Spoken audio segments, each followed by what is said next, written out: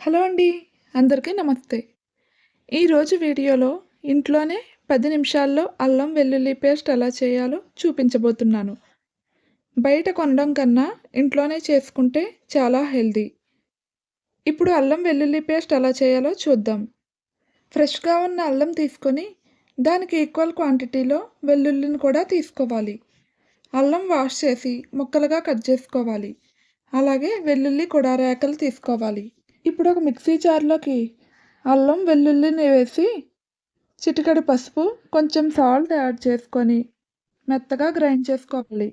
అవసరమైతే 2 table spoons water లేదా oil కూడా యాడ్ చేసుకోవచ్చు. వాటర్ యాడ్ చేయడం వల్ల ఒక 15 డేస్ వరకు నిలవుంటుంది. అదే ఆయిల్ అయితే ఒక 2 మంత్స్ వరకు ఫ్రెష్‌గా ఉంటుంది. నేనైతే 1 టేబుల్ స్పూన్ వాటర్ యాడ్ చేశాను. ఆ క్లిప్ ఒకటి మిస్ అయ్యింది. ఇక్కడ అల్లం వెల్లుల్లి పేస్ట్ రెడీ అయింది.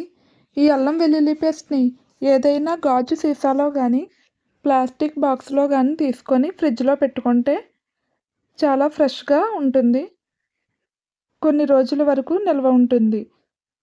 ఇప్పుడు మనకేది కావాలన్నా మార్కెట్‌లో దొరుకుతుంది. కానీ అప్పుడప్పుడు మనం ఇంట్లో ప్రిపేర్ చేసుకున్న వాటితో వండుకుంటే ఆ రుచి వేరే కదండీ!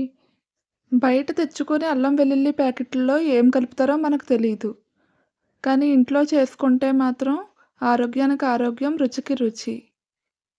ఈ వీడియో మీకు నచ్చినట్లయితే లైక్ చేసి, షేర్ చేసి, సబ్స్క్రైబ్ చేయండి friends. Thank you for watching.